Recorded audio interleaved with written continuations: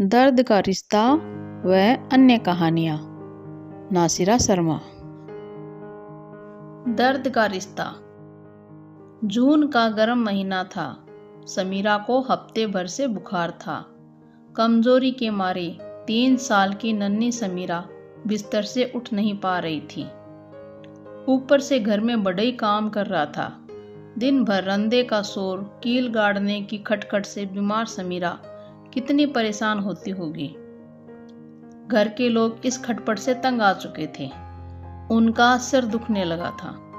समीरा का बड़ा भाई फरहान बड़ी दिलचस्पी से बढ़ई को काम करता देखता और मौका मिलते ही बढ़ई के औजारों को हाथ लगाने लगता।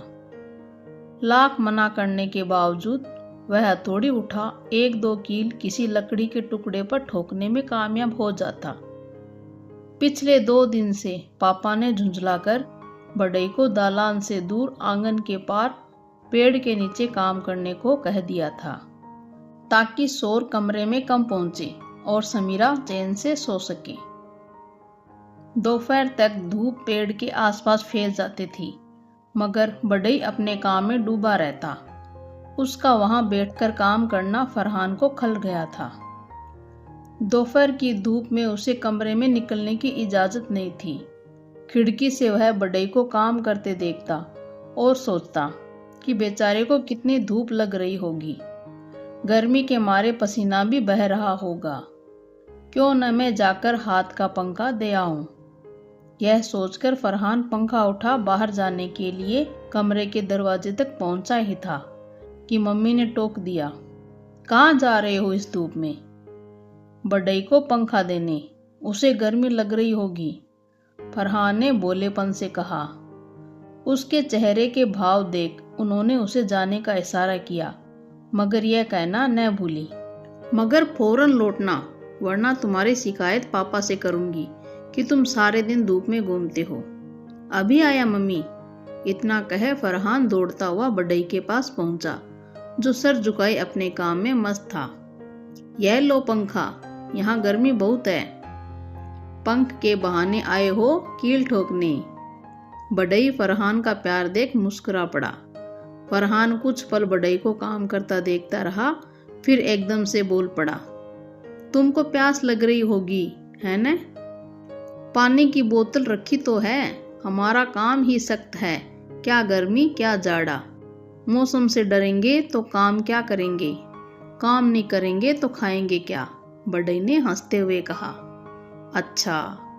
फरहान बढ़ई के पास बैठ गए। जब मैं तुम्हारे बराबर था तो मेरी अम्मा ने उस्ताद जी के साथ बिठा दिया। उन्हीं से काम सीखने लगा।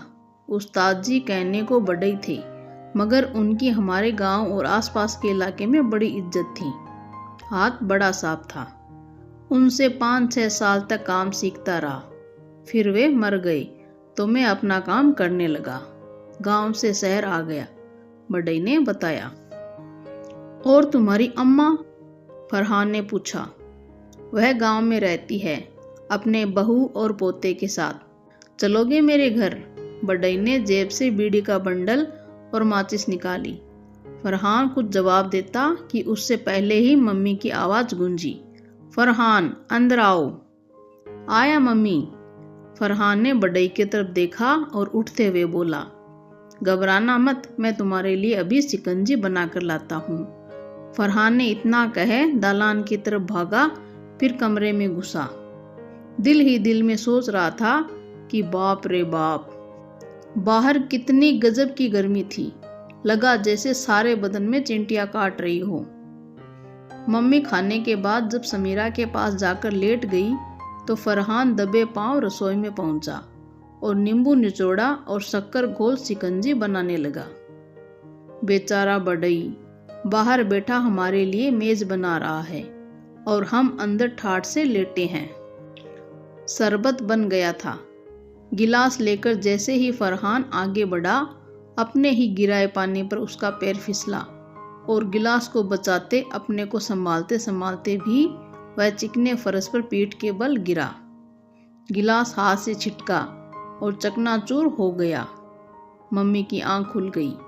समझी रसोई में बिल्ली घुसी है, कहीं और कुछ न गिरा दे, इस डर से वह रसोई की तरफ दौड़ी दौड़ी आई तो देखा फरहान जमीन पर गिरा पड़ा है और गिलास की किरचियां चारों तरफ बिखरी पड़ी है।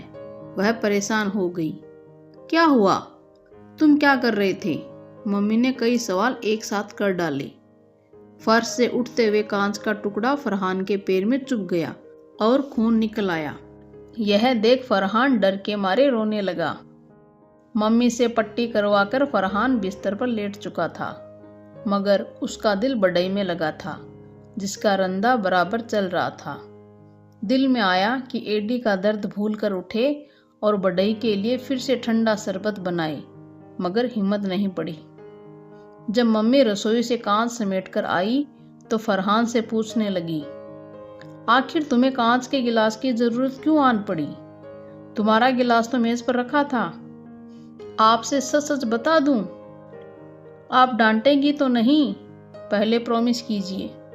फरहान ने माँ का हाथ पकड़ लिया। प्रॉमिस। मम्मी इतना कहे हंस पड़ी।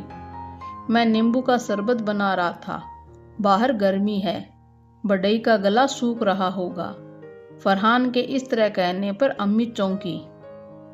उन्होंने बेटे का चेहरा गौर से देखा, हंसी गायब हो गई। उनको गंभीर होता देख फरहान डर गया और जल्दी से बोल उठा, अब आगे से मैं ऐसा नहीं करूँगा। Sorry mummy. सॉरी तो मुझे कहनी चाहिए थी। जो बात मेरे सोचने की थी वह तुमने सोच ली। दूसरों का ख्याल रखना अच्छी बात है। मैं अभी शिकंजी बना देती हूँ। इतना कह मम्मी उठी और रसोई में जाकर ठंडी शिकंजी बना लाई और बढ़ई को आवाज़ देकर उन्होंने उसे गिलास थमाया। मगर बढ़ई लेते हुए झिझका तो मम्मी बोली, लो पकड़ो भैया, तुम इस गर्मी में हमारे लिए काम कर रहे हो, तो क्या हम तुम्हारे लिए इतना भी नहीं कर सकते हैं? मम्मी की बात सुनकर बढ़ई ने गिलास ले लिया। खिड़की से बढ़ई को घूंट घूंट शरबत पीता देखकर फरहान को जैसे चैन पड़ गया और वह थोड़ी देर बाद गहरी नींद में डूब गया। बाहर लू के गर्म थफेड़े चल रहे थे और बढ़ई की कील ठोकने की खटखट आवाज घर में गूंज रही थी। दादाजी की लाठी।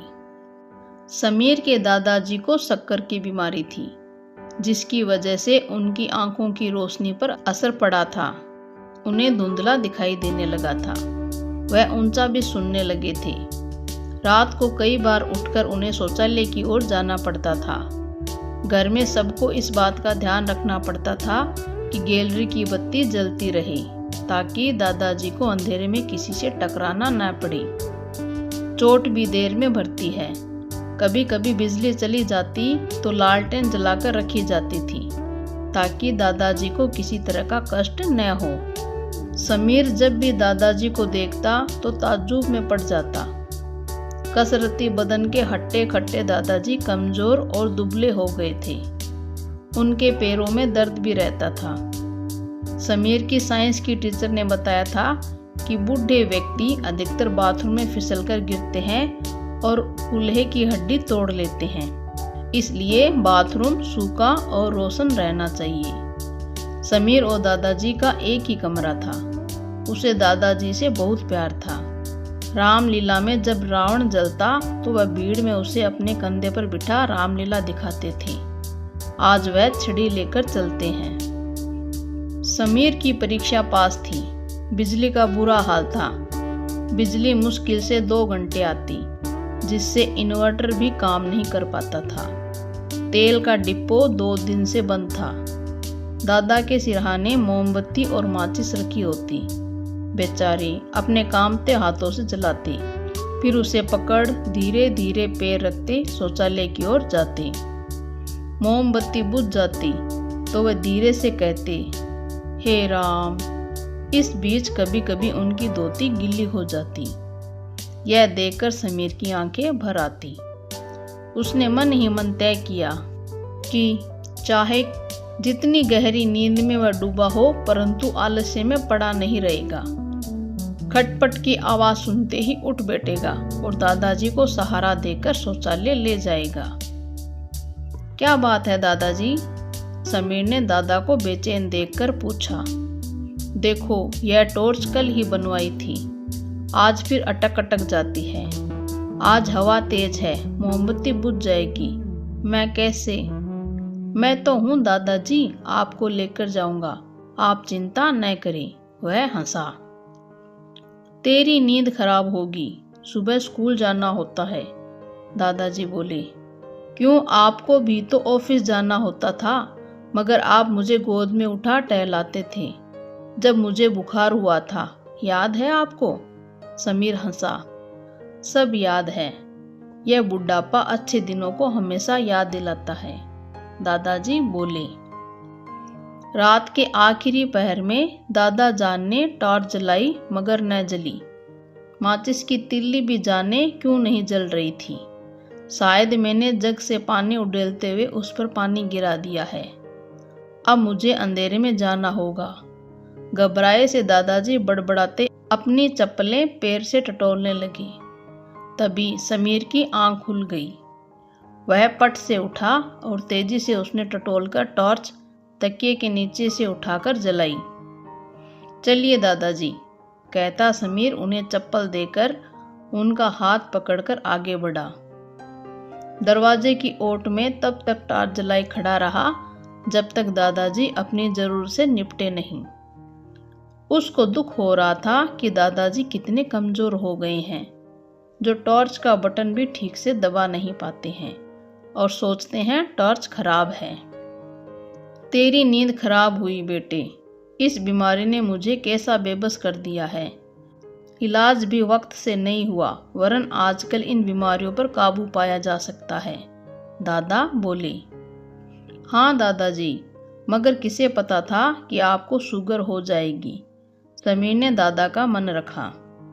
उसे याद आया कि पापा बताते थे कि वह दादा का बिस्तर जाड़े के दिनों में गीला कर देता था। उसने दादाजी को लिटाकर उनके पैरों पर चादर डाली। उसे नींद बड़ी जोरों से आ रही थी। दूसरे दिन समीर जब स्कूल से वापस लौटा और बस्ता रखने कमरे में गया तो देखा कमरे में उसकी मेज कुर्सी नहीं थी। दादाजी बिस्तर पर लेटे आंखें बंद किए धीरे धीरे करा रहे थे। मम्मी से पता चला कि उसका बिस्तर गैलरी के पास वाले कमरे में लगा दिया गया है, वहीं पर उसकी मेज भी है।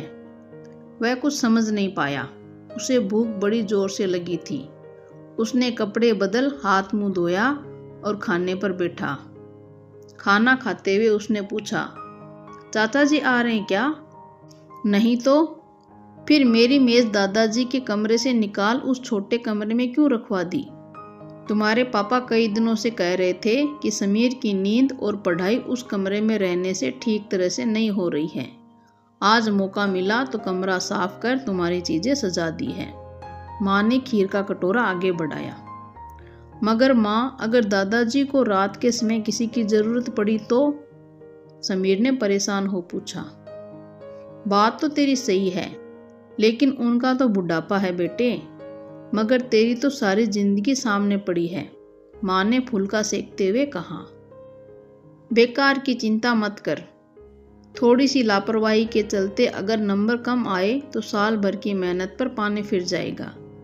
फिर तेरे दादाजी तो हॉकी के नंबर 1 खिलाड़ी रह चुके हैं, वह अपना ध्यान रख लेंगे। इतना कह पापा ने ब्रीफकेस मेज पर रखा और जूता खोलने लगे। पापा की बात सुन समीर की भूख मर गई। खीर खाना तो दूर, अधूरा खाना छोड़ वह उठ गया। उसने हाथ धोया और दादाजी के पास जाकर बैठ गया। आज ऑफिस में बड़ा काम था, सर दुख रहा है, पापा ने कहा। चाय बनाती हूँ। रात के खाने के समय मम्मी ने पापा से कहा कि लगता है आपके बेटे को छोटा कमरा पसंद नहीं आया। बाथरूम अगर बाबूजी के कमरे के नज़दीक न होता तो मैं उन्हें छोटे कमरे में शिफ्ट कर देती, मगर देखो अभी तक खाना भी खाने नहीं आया है, मैं देखता हूँ। कहते हुए पापा बाबूजी के कमरे की ओर गए, जहाँ समीर बाबूजी के पैरों में तेल मल रहा था। बाबूजी कराह रहे थे, उन्हें दर्द ज्यादा था। समीर का चेहरा उदास था। लाओ मैं लगाता हूँ, तुम जाकर खाना खा लो।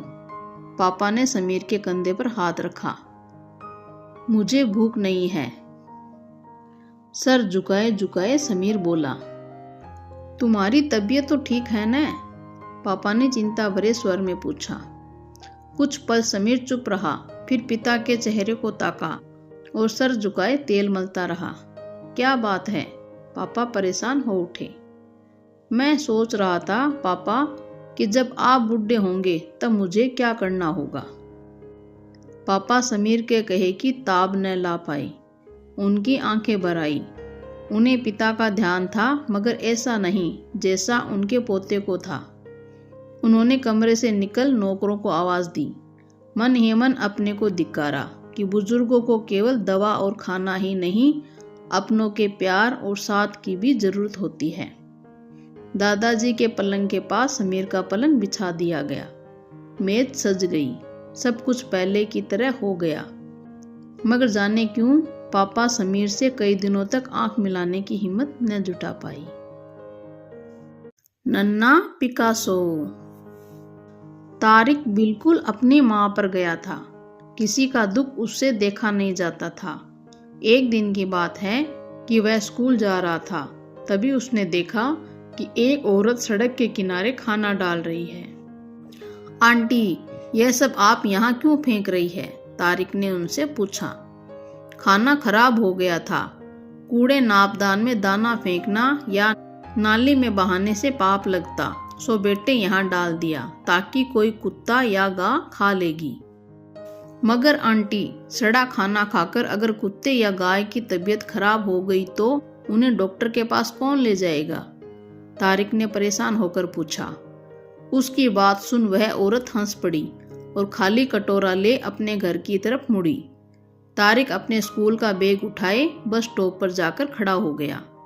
आज उसका अंग्रेजी का टेस्ट है, मगर दिमाग उलझा है कि कहीं मोहल्ले का कोई कुत्ता या गाय खराब खाना खाकर बीमार न पड़ जाए, फिर सारी रात बेचारे पेट के दर्द में रोएंगे। तारिक स्कूल में जैसे ही घुसा, उसको अपना प्यारा दोस्त आमिर नजर आया। उसे देखकर वह सब कुछ भूल गया। आमिर का बायां पैर दाहिने पैर से कुछ छोटा था, जिसके कारण वह लंगड़ा कर चलता था। कक्षा में सब उसका मजाक उड़ाते थे। तारिक की इस बात पर कई लड़कों से मारपीट तक की नौबत आ गई थी, मगर लड़के हमेशा उसे देख गुनगुनाने लगते। लंगड़ दीन बजाए बीन, घड़ी में बजा है 3:30। तारिक उन्हें जितना मना करता उतना ही वह मजा लेते। बेचारा आमिर सर झुकाकर बैठ जाता। उसका उदास चेहरा तारिक से देखा न जाता और लड़ाई शुरू हो जाती। आमिर से ईर्ष्या करने की एक बुनियादी वजह थी। आमिर शरीर से ऐबदार जरूर था, मगर ऊपर वाले ने उसको गजब का दिमाग दिया था। वह कक्षा में प्रथम श्रेणी में उत्तीर्ण होता और ऊपर से ड्राइंग बनाने में उसका कोई जोड़ न था। उसकी तारीफ टीचरों के मुंह से सुन अपने को आमिर की तरह बनाने की जगह सब उसके इकलौते ऐब को लेकर चिढ़ाते और मजा लेकर अपनी खिसियाहट कम करते थे। यह बात आमिर और तारिक दोनों जानते थे, तो भी तारिक को आमिर की तरह हर बात मुस्कुराकर भुला देना पसंद न था। आमिर उल्टा तारिक को समझाता था, मेरे दोस्त, तुम बेकार में परेशान होते हो। वे सब गलत थोड़ी कहते हैं। मैं लंगड़ा हूं तो हूं, खुदा ने मुझे ऐसा ही पैदा किया है, तो मैं क्या करूं? मुझे खुदा से कोई शिकायत नहीं है, बल्कि मैं उसका शुक्र अदा करता हूं कि उसने मुझे दूसरी दौलत दी है। तारिक उसकी बात सुनकर चुप रहता। यह सच था कि आमिर को जाने कितनी बार चित्र प्रतियोगिता में पुरस्कार मिले थे। उसकी इस खूबी को तारिक के अलावा सभी लड़के मन ही मन स्वीकार करते थे, मगर उसे मानने के लिए तैयार नहीं थे कि एक लंगड़ा लड़का गुणी हो सकता है। उन सबके मन में आमिर के लिए तिरस्कार का भाव रहता था। यह उनका बचपना था या लापरवाही? तारिक की अम्मी का कहना था कि यह सब गलत तालीम व परवरिश का असर है जो माँ बाप अपने बच्चों को देते हैं। उनके दिल में दूसरों के लिए प्यार और मजबूरों के लिए हमदर्दी का जज्बा नहीं भरते हैं, इसलिए बच्चे ऐसे मजाक करते हैं जो उन्हें नहीं करने चाहिए। एक दिन की बात है कि स्कूल के एक कमरे में आग लग गई। शॉर्ट सर्किट की वजह से धुआं भी भर गया लड़के तेजी से बाहर भागे। तारिक भी अपना बस्ता उठाकर फील्ड की तरफ तेजी से भागा। कुछ पल बाद उसे ख्याल आया कि आमिर कहीं नजर नहीं आ रहा है। बिना कुछ सोचे समझे वह किसी पागल की तरह दौड़ता हुआ क्लासरूम में दाखिल हुआ। आमिर बेहोश पड़ा था। उसका पैर डेस्क में फंसा था और एक भारी बेंच उसकी कमर पर गिरी हुई थी। शायद उसको हटाने की कोशिश में धुएं ने उसको बेहोश कर दिया था। तारिक की आंखों और सीने में तेज जलन शुरू हो गई थी। खांसता हुआ वह आगे बढ़ा और बेंच हटाकर उसने आमिर का पैर डेस्क के डंडे से बाहर निकाला और उसे बाहर घसीटा। बाहर काफी शोर हो रहा था। तारिक को लगा कि वह बेहोश होने वाला है। उसका सर तेजी से घूम रहा था। प्रिंसिपल के कहने पर चपरासी और चौकीदार क्लासरूम में दाखिल हुए, मगर तब तक वह आमिर को बाहर घसीट लाया था। कमरे में आग लगी हुई थी। तारिक का बायां हाथ झुलस गया था। आग बुझाने वाली गाड़ी भी गेट पर पहुंच चुकी थी। तारिक और आमिर का फर्स्ट एड हो रहा था। अपने अपने घरों से बच्चों के रोते परेशान माँ बाप स्कूल पहुंच चुके थे। हालात काबू में आ चुके थे, मगर अचानक हुए इस हादसे ने सबके हवास गुम कर दिए थे।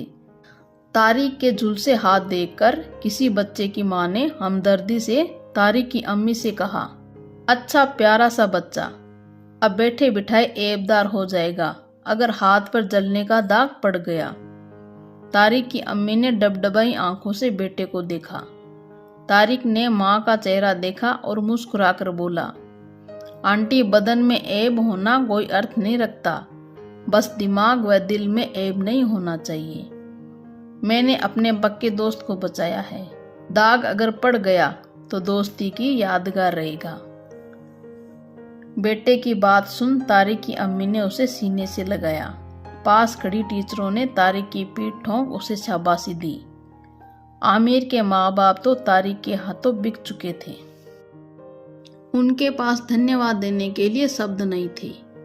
प्रिंसिपल ने दूसरे दिन असेंबली में तारिक को brave boy of the year का खिताब दिया, मगर जिस चीज ने तारिक को सबसे ज्यादा खुशी दी वह थी पूरे क्लास का बदला बर्ताव। अब कोई भी आमिर को लंगड़दिन कहकर नहीं छेड़ता था, बल्कि सब उसे नन्ना पिकासो के नाम से पुकारने लगे थे।